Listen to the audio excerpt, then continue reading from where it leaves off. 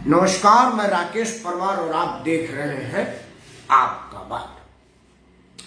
मित्रों, आपके बात की शुरुआत आज शाम होते होते एक समाचार मिला कि असरुद्दीन ओवैसी पर उत्तर प्रदेश के पिलखुआ के टोल प्लाजा पर हमला हुआ है। सबसे पहले तो मैं इस हमले की कड़ी और बड़ी शब्दों में निंदा करता हूं। असरुद्दीन ओवैसी चाहे जिस भी विचारधारा के हों, जैसे भी हों, लोकतंत्र में किसी पर हमले की इजाजत नहीं दी जा सकती और ना ही दी जानी चाहिए।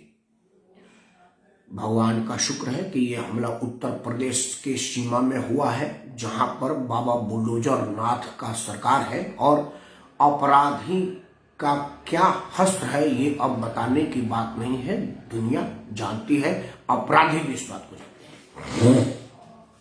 लेकिन सवाल है कि हमला हुआ तो है, सीसीटीवी फुटेज है और वीडियो बयान तक है और असरुद्दीन ओवैसी स्वयं इस बात को कह भी रहे हैं। शाम होते होते उस सीसीटीवी का फुटेज भी समाचार चैनलों को जारी हो गया है।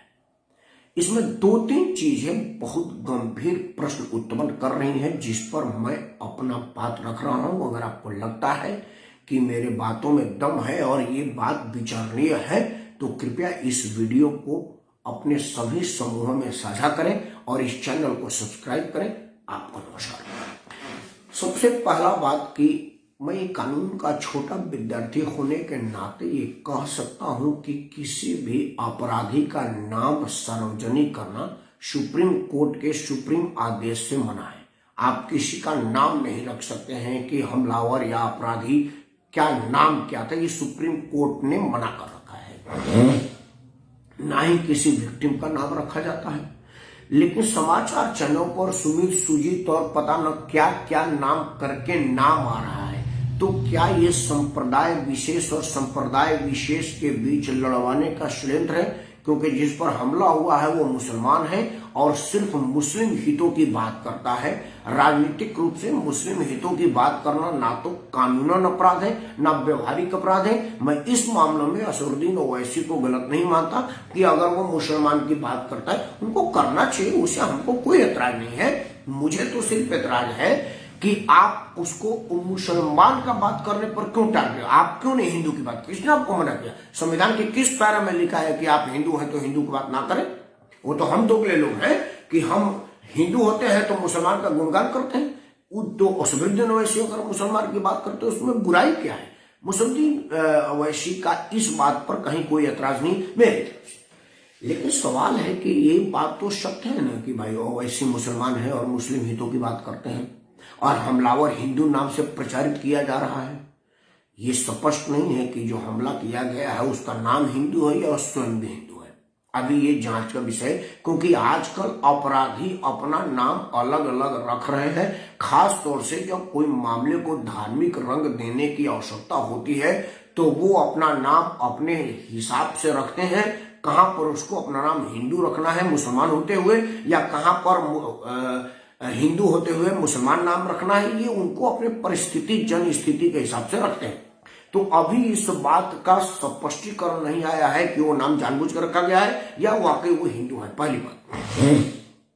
दूसरी बात है कि जब सर्वोच्च न्यायालय ने आपको नाम रखने से मना किया था तो इतनी जल्दीबाजी क्या थी उसका नाम रखने से? आपको आ सकता था कि दो अपराधी पकड़े गए हैं और दोनों अपराधियों की शिनाख्त हो रही है, उनकी जांच पड़ताल हो रही है कि वो कौन है और क्या है, यहां तक होना चाहिए था। लेकिन समाचार चैनलों को जल्दीबाजी थी उनका नाम रखने के लिए, उनका धर्म और उनका जात बताने के लिए। मुझे लग रहा है कि थोड़े दिन में उनका गोत्र का भी पता चल जाएगा कि वो किस गोत्र किस कुल के है। अब आते हैं उस हमला पर। मित्रों, हमला के पीछे की साजिश क्या है और हमला किस उद्देश्य से कराया जा रहा है, इस पर कुछ चर्चा करते हैं। असल में क्या है कि जब से योगी आदित्यनाथ की सरकार उत्तर प्रदेश में आई है, एक बात बहुत जोर शोर से प्रसारित किया जा रहा है कि पूरा 5 साल तक कार्यकाल पूरा करने जा रही योगी आदित्यनाथ की सरकार में कोई धार्मिक दंगा, जातीय दंगा अब तक नहीं हुआ और ये सच्चाई भी है कि कोई दंगा हुआ नहीं है। तो क्या इस बात को गलत साबित करने के लिए एक हमला किया गया है कि हिंदू नाम से हमला करो एक मुसलमान के लोकप्रिय नेता पर और चुनाव के इन वक्त पर हिंदू मुसलमान का दंगा हो जाए? क्योंकि मामला अभी पश्चिम में वोट होने वाला है और पश्चिम में मुसलमान बहुलता में है और हमला भी पश्चिम में हुआ है। मेरा आशंका है, मैं नहीं कह रहा कि हमलावर का ये मंशा होगा, मैं ये नहीं कह रहा हूं, लेकिन क्या ऐसी कोई साजिश है क्या? दूसरा, ये हमला है भी या कोई राजनीतिक षड्यंत्र है, इस विषय पर भी कुछ देर बात कर ले। क्यों? ये वीडियो आपको बता रहा है, मैं जो तथ्य आपके सामने रख रहा हूं वो आप विचार करके बताइएगा कि क्या मेरी आशंकाएं सही है या गलत है। तथ्य नंबर 1, असुद्दीन ओवैसी एक टोल प्लाजा क्रॉस करते हैं। उस सीसीटीवी के अनुसार 2 लोग, मतलब एक आदमी लाल हुडी पहने हुए पैदल चलकदमी करते हुए, मतलब थोड़ी तेज कदमों से जाता है, असुद्दीन ओवैसी के बिल्कुल नजदीक से गोली मारता है। और गोली मारने में उसने कहीं कोई हड़बड़ी नहीं किया है, ना ही कोई उसका पीछा कर रहा है, ना ही वो कोई बहुत तेजी में है। तब भी उसका निशाना बिल्कुल 1 फीट के दूरी से असुद्दीन ओवैसी क्यों नहीं होते हैं, गाड़ी का टायर क्यों होता है, ये एक चिंता का विषय है। क्योंकि जो बुलेट मार्क ओवैसी की गाड़ी पे है वो टायर पे है, मतलब बिल्कुल गेट के नीचे, जहां गोली अगर आर पार भी हो तो असुद्दीन ओवैसी को कोई नुकसान ना हो। जबकि हमलावर बिल्कुल हमला एकदम नजदीक से करता है, दूर से नहीं करता कि निशाना चूकने का खतरा है। मतलब हमलावर 1 फीट की दूरी से गोली मारता है, तो मान लीजिए कि मैं यहां से खड़ा अगर गोली मारूंगा तो सीधे असुद्दीन ओवैसी को निशाना बनाऊंगा। हो सकता मेरा निशाना चूक जाए, लेकिन मेरा बुलेट कम से कम उस कांच पर जाकर लगेगा, उस सीट पर जाकर के लगेगा जहां असुद्दीन ओवैसी बैठे हैं। लेकिन बिल्कुल नजदीक से मैं बुलेट मारता हूं और बुलेट टायर पर लग रहा है, क्योंकि टायर पंचर हो जाती है, बाद में वो गाड़ी छोड़कर उनको दूसरे गाड़ी में जाना पड़ता है। तो क्या हमलावर की मंशा उनको गोली मारना, दिखाना और प्रचारित करना था, असुद्दीन ओवैसी पर हमला करना नहीं था? या ये कोई राजनीतिक षड्यंत्र है कि कोई आदमी एक छद्म भेषधारी को हिंदू नाम से प्रचारित कर रहा है?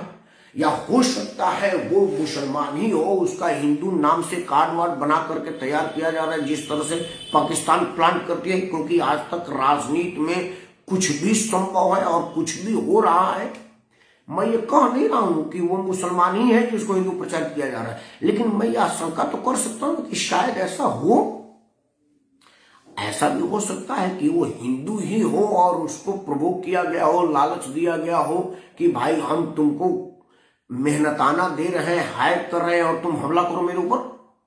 क्योंकि एक पिक्चर आई थी ना, वो दक्षिण में भी 2-3 भाषाओं में बनी, भारत में भी बनी एक पिक्चर हिंदी में जो 1 नंबर से आया था, आई 1 नंबर, उस पिक्चर का नाम था, जिसमें बॉबी देओल ने कहा था, जिसमें वो हीरो विलन कह रहा है कि गोली मारना लेकिन निशाना चूक जाए और बगल से गुजरे ताकि मेरे को सिंपैथी हो जाए।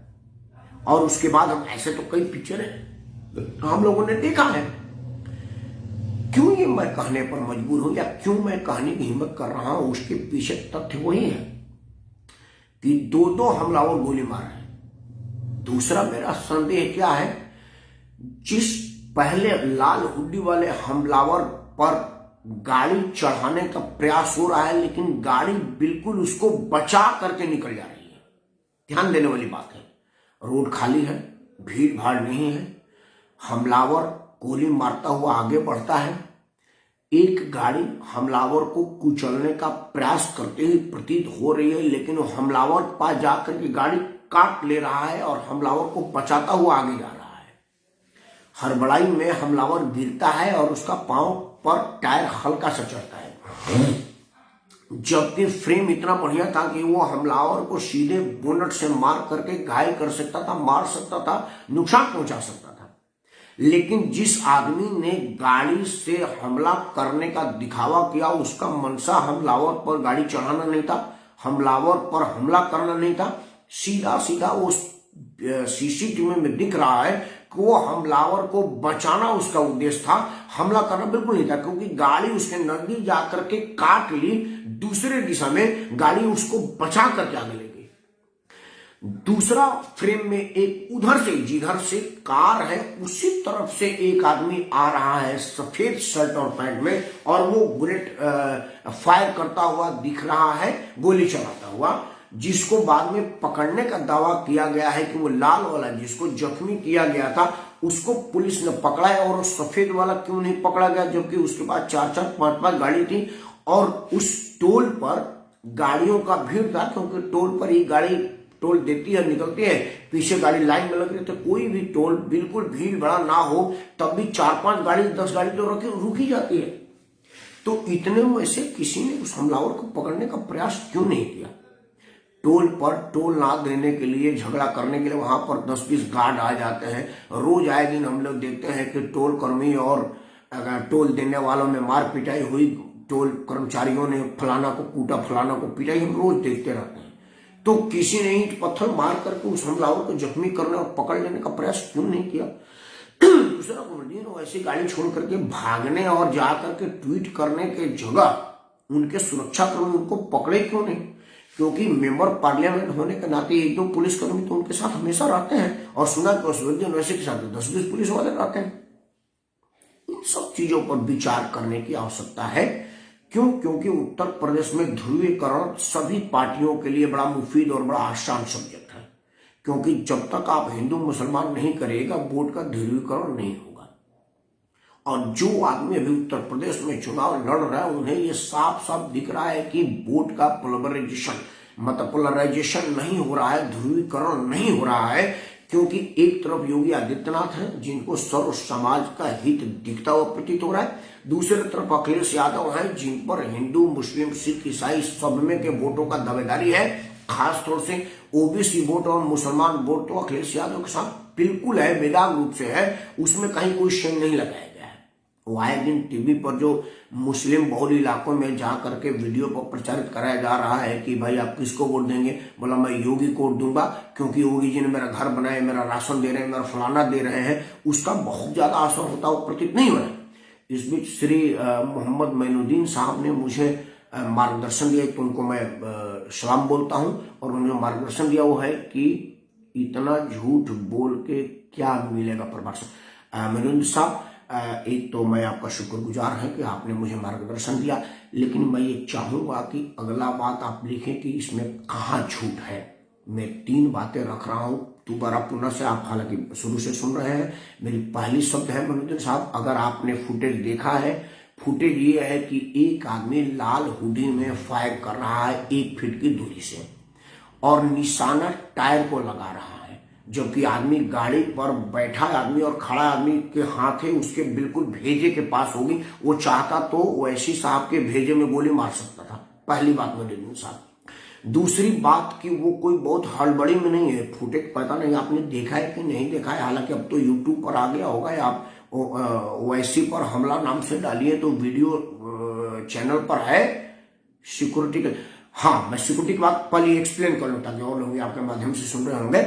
तो उसमें नजदीक से गोली क्यों नहीं लगी? देखिए, मेरा पहला प्रयास है, मैं अपने ईश्वर, आपके अल्लाह और ईश्वर अल्लाह जो दोनों एक ही हैं, उनका बहुत बहुत शुक्रगुजार हूं कि ओवैसी साहब का बिल्कुल कोई नुकसान नहीं हुआ, वो बच गए। और वो 2 करोड़ की गाड़ी थी, और ओवैसी के लिए 2-4 करोड़ रुपया कोई बहुत बड़ी बात नहीं है। वो इतना दिन से भाजपा के तरफ से बैटिंग कर रहे हैं, पहले कांग्रेस की तरफ से बैटिंग कर रहे थे, तो रुपया 2-4 करोड़ उनके लिए कोई बहुत बड़ी बात नहीं है। आदमी बच गए, इसका मुझे है। अब आपका प्रश्न सिक्योरिटी के लिए, मैनुद्दीन साहब, मेंबर पार्लियामेंट को एक पुलिस वाला मिलता है हर आदमी को, उन पर जो थेफ्ट हो या ना हो, लेकिन ओवैसी साहब के साथ 4-6 पुलिस वाले घूमते हैं। मैं इसलिए कह रहा हूं कि आपको मैनुद्दीन साहब शायद पता ना हो, मैं अपने विषय में बता दूं, मैं छोटे मोटे चैनलों पर पैनलिस्ट के रूप में आता हूं, बहुत सारे समाचार चैनलों पर आता था, लेकिन चूंकि मेरी बेबाक राय से कई समाचार चैनल वाले इंतफाक नहीं रखे और उन्होंने मुझको बुलाना बंद कर दिया। एबीपी पर 2014 में मेरा विवाद हो गया था। एक सज्जन हमारे साथ बैठे थे, मेरे यहाँ के थे, जेएनयू के विद्यार्थी थे, प्रोफेसर थे, उन्होंने एक शब्द कह दिया था, मैं भी पैनल में था, वो भी पैनल में थे, कि आज मायावती के राज में स्थिति ये है कि क्षत्रिय ब्राह्मण की बेटियां दलित आदमियों की मसाज कर रही है। तो मैंने उनका मसाज कर दिया था स्टूडियो के अंदर ही। हालांकि वो लाइव स्ट्रीमिंग काट दिया गया था, मेरे जो मसाज मैंने किया था उसके बाद से चैनल वालों ने मुझको नहीं बोला। एक बार जी न्यूज पर आया था मैं, और इसी तरह की हिंदू मुसलमान पर एक चर्चा हुई थी, एक गला फाड़ फाड़ करके हमसे बोल रहे थे। तो हमने उनको बताया था कि क्या है, आपने किसी 100% मुस्लिम इलाके में एक हिंदू वाले घर पर हमला करते देखा है आपने? उन्होंने बोला नहीं।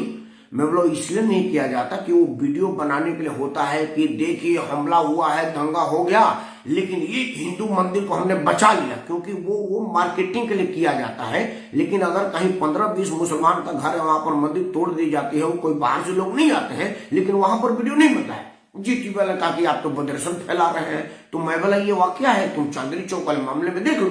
चांदनी चौक के मंदिर को कुछ मुसलमान लड़कों ने तोड़ दिया, तो वहां के मुस्लिम भाइयों ने आकर के कहा कि हम गंगा जमुनी संस्कृति के लोग हैं और गंगा जमुनी संस्कृति का पालन करते हैं। लेकिन केरल में एक मस्जिद के लिए मंदिर को तोड़ करके रास्ता क्लियर कर दिया गया, उसमें कोई नहीं बोल रहा है। जयपुर के मंदिर के ऊपर नमाज अदा किया जा रहा मजार बना दिया गया है, किसी ने उसका विरोध नहीं किया। तो समाचार चैनल वाले मुझको रखते नहीं है, क्योंकि मैं बेबाक बोल देता हूं। उसी सिलसिले में अकबरुद्दीन ओवैसी से मेरी कई जगह भेंट होती है, 4-6 पुलिस वाले उनके साथ रहते हैं हमेशा। अब आपने कहा कि आपने बोला कि 10-20 पुलिस वाले हमेशा, हाँ मैं वही कह रहा हूं।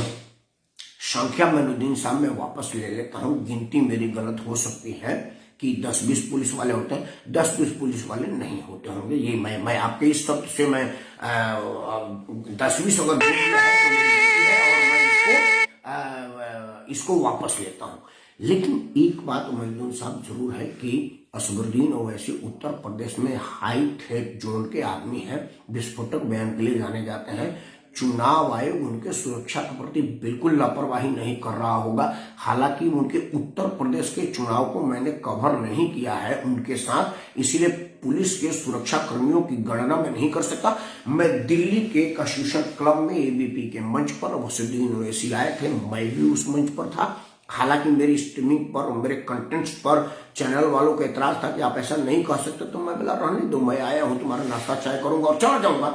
उस वक्त मेरे ख्याल से अंदर, जिसमें क्योंकि अमूमन होता क्या है ना कि आप किसी हॉल में आते हैं ना तो अंदर पुलिस वाले बहुत नहीं आते हैं, कुछ बाहर रह जाते हैं। तो 6 पुलिस वालों को मैंने अपने आंखों से देखा था। आईटीबीपी के जवान थे, इंडियन तिब्बत पुलिस फोर्स के, जो हाई रिस्क वाले लोगों को सुरक्षा देते हैं। वो असदुद्दीन ओवैसी साहब के साथ थे। और मैं नहीं मानता कि चुनाव में असदुद्दीन ओवैसी बिना पुलिस के गए होंगे। हालांकि उस जो टोल प्लाजा पर प्लेटफॉर्म में हमला हुआ है वहां मैं नहीं था, और किसी सीसीटीवी पर उनके सुरक्षा कर्मियों को नहीं दिखाया जा रहा है। लेकिन जितनी मुझे राजनीतिक समझ है, मैं 1987 से दिल्ली में रह रहा हूं, और 90 से तो खैर लुटियन जोन में ही घर है। जब मैं दिल्ली आया तो मेरा पता लुटियन जोन ही था, और मेरा जीवन ही लुटियन जोन में बीत गया है। और मैं लुटियन में रहता हूं, तो एमपी एमएलए लोग के साथ कितने सुरक्षा कर्मी रहते हैं इसका अंदाज मुझे है। बिना सुरक्षा का तो कोई भी नहीं रहता, इक्का दुक्का लोग रहते हैं बिना सुरक्षा का, और वैश्विक बंधु बिना सुरक्षा का रहे, ऐसा मैं नहीं मान सकता। आपने तो सुना हुआ ना, ओवैसी साहब तो पुलिस से इतना परेशान थे कि उन्होंने कहा था कि 15 मिनट के लिए पुलिस हटा लीजिए, फिर हम देख लेते हैं। तो वो उसी पुलिस वालों से तो परेशान थे जो उनके आसपास घुमा करते थे। मेरा मतलब ये था, गिनती बेशक 10-20 अगर मैंने बोला है तो मैं अपना शब्द वापस लेता हूं। लेकिन दोबारा से बात क्लियर कर दूं कि असदुद्दीन ओवैसी बिना पुलिस के उत्तर प्रदेश में गए होंगे, ऐसा मैं नहीं मान सकता। ऐसा मेरा पहले के अनुभव के आधार पर है। अब मैं अपने पुनः मुद्दे पर आता हूं। मैनुद्दीन साहब, मैं चाहूंगा कि जो मैंने मुद्दा किया है जरा 2 लाइन उस पर लिखेंगे तो आपकी बड़ी मेहरबानी होगी। मैं पहले आपको प्रणाम कर लेता हूं, जरूर इस पर आप मेरा मार्गदर्शन करें। मेरे 3 प्रश्न है, उसका जवाब आप दें, मेरे लिए उचित मार्गदर्शन होगा। पहला, सीसीटीवी फुटेज में हमलावर बिल्कुल 1 फीट की दूरी से हमला करता है। आपके पास भी गाड़ी होगी या आप कभी सड़क पर पैदल चलते होंगे और आपके बगल से गाड़ी गुजरी होगी, ऐसा आपके साथ बहुत बार हुआ होगा। जब आप पैदल चलते होंगे और गाड़ी में बैठे होंगे ना, तो गाड़ी वाले आपसे नीचे होंगे, क्योंकि अमूमन गाड़ी में आदमी बैठा होता है तो कार नीचे होती है। वो जो एसयूवी होती है ना, वो एसयूवी भी 6 फुट की ऊंचाई पर नहीं होता है, और आदमी 5-5.5 फुट का तो होगा। तो एसयूवी की हाइट 5 फुट नहीं होती, 2-2.5 फुट की ऊंचाई पर एसयूवी होती है। जमीन से 2 फीट और 2.5 फुट की ऊंचाई पर एसयूवी होती है। जिस गाड़ी में असदुद्दीन ओवैसी बैठे थे, एक 5.5 फुट का आदमी भी, 5 फुट का भी आदमी अगर निशाना बनाएगा तो निशाना उनके भेजे पर होगा, सर पर होगा, गर्दन पर होगा, ऊपर होगा। उसका निशाना गाड़ी के टायर नहीं हो सकता जब आदमी 1 फुट की, क्योंकि फिर उसको ऐसे पेन करना पड़ेगा नीचे मारने के। अगर ऐसे सामने करता तो गोली असदुद्दीन ओवैसी की भेजे में लगती और उनका काम वही हो जाता। ईश्वर ना करे ऐसा हो, अच्छा हुआ कि ऐसा नहीं हुआ।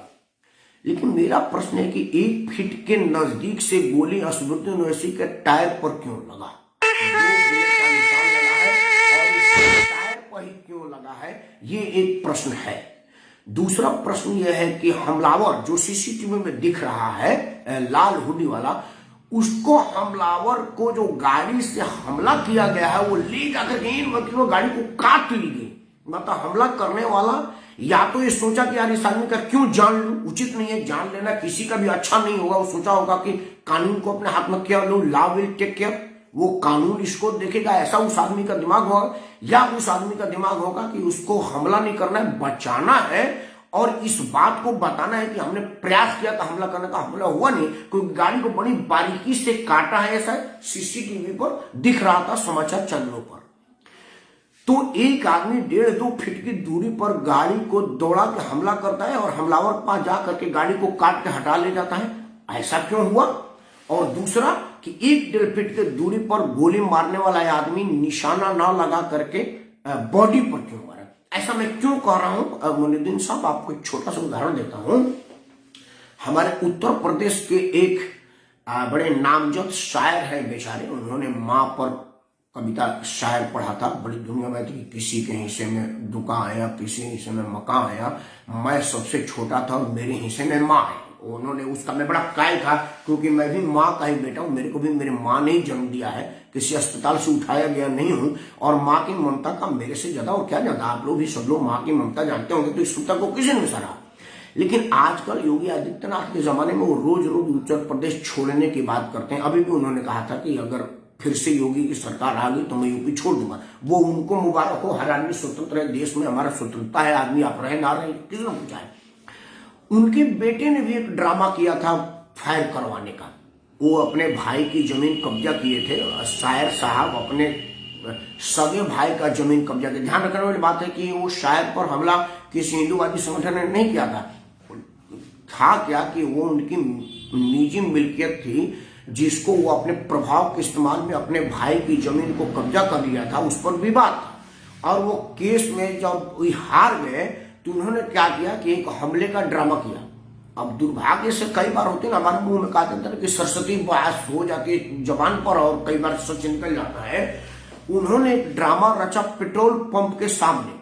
पेट्रोल पंप पर सीसीटीवी कैमरा लगे थे, वो सब चीज को शूट करे थे, क्योंकि कैमरा तो डरता नहीं है, वो तो निर्विवाद रूप से शूट करता रहता है। शूट हुआ कि वो गाड़ी आई, धीरे से रुकी, मोटरसाइकिल वाला एक बार मुआयना किया कि किस एंगल से फायर करेंगे तो बैठने वाले हमलावर को नहीं लगेगा। 2 बार मोटरसाइकिल वाला राउंड किया, फिर दूरी पर जाकर के गाड़ी को फायर करके भाग गया। और उन्होंने चिल्लाया कि मेरे को फायर हो, मेरे को हमला हुआ, मेरे चाचा ने हमला करवाया है जिनकी जमीन का विवाद था। अब चूंकि मामला बड़ी हाई फाई शायर का था, पुलिस तुरंत सक्रिय हो गई, सीसीटीवी खंगाला गया। तब बाद में उन्होंने इस बात की स्वीकृति दी कि हाँ ये मैंने ड्रामा रचा था, हम इस बात के लिए शर्मिंदा है, क्षमा मांगते हैं। और उतने बड़े शायर थे और सरकार ने उनको क्षमा कर दिया था। तो ये पहला वाला एंगल बता रहा है। असदुद्दीन ओवैसी ने ऐसा किया ये मैं नहीं कह रहा हूं, लेकिन जो प्रथम दृष्टिया साक्ष्य दिख रही है, हम लोग कानून के विद्यार्थी हैं, साक्ष्य देखते हैं और साक्ष्य ये बता रहा है कि हमलावर का मंशा हमला करना नहीं था, हमला करते हुए प्रतीत होना था, क्योंकि जितनी नजदीक से गोली मारी गई है वो गोली उनको नुकसान पहुंचा सकता था। ईश्वर अल्लाह का कृपा है कि ये नुकसान नहीं हुआ, लेकिन ये साजिश लग रही है, षड्यंत्र लग रहा है। कहीं ऐसा तो नहीं कि असदुद्दीन ओवैसी को ये किसी ने समझाया हो कि अगर असदुद्दीन ओवैसी पर हमला हो जाता है तो मुलायम सिंह के परिवार से वोट कुछ असदुद्दीन ओवैसी की तरफ डाइवर्ट हो जाएगा, तो ये सीधा सीधा योगी आदित्यनाथ को फायदा हो जाएगा, जिसकी उद्देश्य पूर्ति के लिए असदुद्दीन ओवैसी पूरे उत्तर प्रदेश में घूम रहे हैं, क्योंकि वो बंगाल में भी गए थे, बिहार में भी गए थे। और असदुद्दीन ओवैसी चुनाव उन्हीं जगहों पर लड़ते हैं जिस स्थान पर सिर्फ मुसलमान होता है और भाजपा के विपक्षी दलों को फायदा होता है। ये मैं बिल्कुल क्लियर और बिल्कुल निसंदेह बोल रहा हूं कि असदुद्दीन ओवैसी सिर्फ भाजपा की तरफ से बैटिंग करते हुए प्रतीत हो रहे हैं, क्योंकि वो अपना कैंडिडेट वहीं से खड़ा करते हैं जहां पर मुसलमान बहुल हो, और ये तो जग जाहिर है कि मुसलमान भाजपा को वोट नहीं देता, तो वो अपना कैंडिडेट खड़ा करके वोट को डाइवर्ट करा देते हैं और वहां से भाजपा का उम्मीदवार जीत जाता है। और भाजपा का उम्मीदवार जीत जाए इस बात के लिए असदुद्दीन ओवैसी हर बार प्रयास करते हैं। इसमें तो मोइनुद्दीन साहब कतई मुझे लेस मात्र भी संदेह नहीं है कि असदुद्दीन ओवैसी की सारी राजनीति भाजपा को फायदा पहुंचाने वाली होती है और मुसलमान को हिंदुओं से लड़वाने वाली होती है, मुस्लिम डोमिनेटेड होती है। अगर वो मुस्लिम हित की बात करते हो असदुद्दीन ओवैसी, तो एक बार भी पार्लियामेंट में उन्होंने मुसलमान के शिक्षा पर, मुसलमान के बेहतरी पर कोई प्रश्न उठाया तो आप मेरे को बता दीजिए। और चुनाव अगर उनको लड़वाना है तो उत्तर प्रदेश में मैं बलिया का रहने वाला हूँ, असदुद्दीन ओवैसी को अब बलिया से कैंडिडेट खड़ा करना चाहिए था ना, बलिया से लेके गाजियाबाद। तो उनको कैंडिडेट की कमी थोड़ी थी, मेरे से सलाह लेते मैं खड़ा हो जाता उनकी तरफ से, क्योंकि मेरे को कोई राजनीतिक दल टिकट नहीं दे रहा, मैं खड़ा हो जाता। लेकिन वो उन्हीं जगहों पर खड़ा कराते हैं जहां मुसलमान है, मतलब वो मुस्लिम राजनीति करते हैं और मुसलमान भाजपा को वोट नहीं देता। तो कहीं ऐसा तो नहीं है कि असदुद्दीन ओवैसी को हमले का ड्रामा इसलिए किया गया हो कि सिंपैथी में, क्योंकि कोई भी मुसलमान का, मैं हिंदू हूं और मुझे बड़ा तकलीफ हुआ कि भाई भारत के एक नागरिक पर हमला हुआ है, वो भी संसद का सदस्य, हमारा सम्मानीय सदस्य, 2-2, 3-3 बार संसद रहे हैं, विधायक रहे हैं, इस देश के जाने माने नेताओं में है, उनकी नेतागिरी कैसी है वो सबको मालूम है, लेकिन कम से कम देश के नेता का सर्टिफिकेट तो उनको है। हम उस हमारे लोकतंत्र के सबसे मंदिर के पुजारी है, वो उस मंदिर में प्रवेश है। मान लीजिए मुसलमान है, पुजारी नहीं हो सकते तो इबादतगार है, वो इबादत तो करते हैं, दुआ तो मांगते होंगे ना लोकतंत्र के सबसे बड़े मंदिर में। तो इस बात का तो मलाल है ना मुझे। आपने क्या कहा? ड्रामा नहीं था कोई। मोइनुद्दीन साहब, आपकी बात पर मैं बिल्कुल सहमत हो सकता हूं कि ड्रामा नहीं था, लेकिन मोइनुद्दीन साहब एक लाइन मैं आपसे सुनना चाहूंगा कि आपका अनुभव 1 फीट की दूरी पर टायर पर निशाना लगा के गोली मारना कभी आपने देखा है? जबकि हमलावर कोई हड़बड़ी में नहीं है, भागता हुआ नहीं मारा, बकायदे खड़ा होकर गोली मार रहे हैं। 2 हमलावर 1 फुट की दूरी पर गोली मारते हैं और गोली टायर पर लगता है। तो क्या उनको टायर को जख्मी करना था या असदुद्दीन ओवैसी को जख्मी करना था? अगर हमलावर का मंशा ओवैसी साहब को मारना होता तो उनको निशाना बना कर मारता। हालांकि फिर से एक बार मैं कह रहा हूं, मुझे बहुत, मतलब मैं भगवान का लाख लाख शुक्र मना रहा हूं, चूंकि हिंदू हूं। मुसलमान होता तो अल्लाह का शुक्र मनाता, अल्लाह बड़ा है और अल्लाह की रहमत थी कि असदुद्दीन साहब बच गए और उनको बच ही जाना चाहिए था। लेकिन गोली तो संदेह के घेरे में ला रहा है ना मोइनुद्दीन साहब। आप लाख हैं, आप बड़े हैं और आपका मैं बड़ा आदर करता हूं, और मेरे लिए मेरे तो बड़ा फकर है कि आप मुझ जैसे आदमी का मार्गदर्शन दे रहे हैं, मुझे अपना इनायत दे रहे हैं। आपका लाख लाख शुक्रिया मेरे तरफ से कि आप करें, क्योंकि मुझे किसी से विरोध नहीं है, ना तो मुझे असदुद्दीन ओवैसी से विरोध है, ना ही किसी से। मैं तो जनहित में मुद्दे उठा रहा हूं। मुझे खुशी है कि ओवैसी साहब बच गए हैं, लेकिन खुशी उससे ज्यादा तब होगी जब मुझे हमला का मंशा समझ में आ जाता, क्योंकि मेरा तो संदेही दिमाग है और मेरा संदेही दिमाग ये स्पष्ट कह रहा है कि हमलावर का मंशा ओवैसी साहब को मारना नहीं था, जख्मी करना नहीं था, घायल करना नहीं था, ड्रामा करना था। और ये ड्रामे का 3 संदेह का कारण है: हमलावर का नजदीक से हमला करना और टायर पर निशाना लगाना, और दूसरा कार द्वारा हमलावर को कुचलने का ड्रामा करना और बच के निकाल ले जाना और उसको बचा देना। इन दोनों बातों का जब तक मुझे जवाब नहीं मिलेगा तब तक तो मैं संदेह ही व्यक्त करूंगा। वीडियो बंद करने से पहले एक बार पुनः ईश्वर अल्लाह का बहुत बहुत एहसान मानता हूं कि ओवैसी साहब बच गए, और उनको बचा ही रहना चाहिए, क्योंकि वो बेशक मुसलमान का आवाज उठाते हों, मुसलमान वो तो इस देश का ही नागरिक है। अगर मुसलमान को पाकिस्तान प्यारा होता तो ओवैसी साहब पाकिस्तान के संसद में होते, लेकिन उस वक्त या मोइनुद्दीन साहब या सागर, ये जो लोग मेरे को सुन रहे हैं जो मुसलमान इस देश में हैं, उनके पास चॉइस था पाकिस्तान जाने का, लेकिन उन्होंने इस मादरे वतन को अपना माना। कोई बात नहीं, जोश की इंतजार कर लेते हैं। हाँ बिल्कुल इंतजार करते हैं, और जांच तो होगा, क्योंकि योगी आदित्यनाथ की पुलिस है वो तो कब्र में से निकाल के मारती है नमीरुद्दीन साहब, क्योंकि अपराधी तो अगर मान लो मार करके कब्र में चले गए तो वहां निकाल के मारते हैं उसको। योगी जी को न्याय प्रियता में तो वो आज तक उन्होंने देखा नहीं कि कौन है। और आप विश्वास मानिए कि वो जो ओवैसी साहब की 2 करोड़ की गाड़ी में सुराख हुआ, वो गाड़ी बनाने में जितना खर्चा लगेगा, पुलिस की जांच में इतना खर्चा लगेगा, वो हमलावर देगा। पहले का इतिहास है, दंगाइयों के द्वारा हुआ गया नुकसान उन्होंने दंगाई से वसूला है। एक हंसने वाली बात सुनिए, अंत में बड़ा सीरियस हुआ था, थोड़ा सा हंस लीजिए। एक आदमी बड़ा शुक्रगुजार था, बड़ी एहसान मान रहा था कि योगी आदित्यनाथ जी भगवान राम के सेना में नहीं थे। क्यों? क्योंकि अगर भगवान राम के सेना में होते तो ये जितनी राम रावण युद्ध में खर्चा हुआ था ना, उसको तो सारा खर्चा रावण से लेते। और वो जो पुल बना था ना श्वेत बाण रामेश्वर, जो आज भी बना हुआ है, उसका खर्च वो रावण से ही लेते। महाभारत काल में अगर होते तो पूरा खर्चा कौरव सेना से लेते, मर लेने के बाद भी। तो आप इसका निश्चिंत रहिए, उत्तर प्रदेश में पूज्य योगी आदित्यनाथ की सरकार है और अपराधियों के विरुद्ध तो उनका बेदाग छवि है। आप भी मानेंगे कि अपराधी तो त्राहिमाम कर रहा है। खैर, राजनीति अभी शुरुआत हुई है, उत्तर प्रदेश में चुनाव शुरुआत हुआ है, समाप्त हमारे बलिया से होगी और पश्चिम से शुरू हुआ है, पूरब तक जाते जाते इस तरह की ड्रामा ना हो। लोकतंत्र में बुलेट नहीं बैलेट पर विजय प्राप्त होना चाहिए और बैलेट दबाइए, बैलेट से लोगों को धमकाइए, बुलेट का कहीं कोई स्कोप नहीं है। ईश्वर अल्लाह का पुनः शुक्रिया अदा करते हुए कि वो कब्र दुनिया से बच गए और उनको बचे रहना चाहिए। ईश्वर उनको लंबी उम्र दे, विवाह आवाज दे और हर भारतवासी का आवाज बन कर निकले। सिर्फ मुसलमान ही क्यों, क्योंकि इस देश में बहुत से मुसलमानों ने हिंदू का आवाज उठाया है और सभी हिंदुओं ने मुसलमान का आवाज उठाया है, इसमें कहीं कोई दो राय नहीं है। इसी के साथ ईश्वर अल्लाह तेरो नाम सबको सन्नति दे भगवान। जय श्री राम।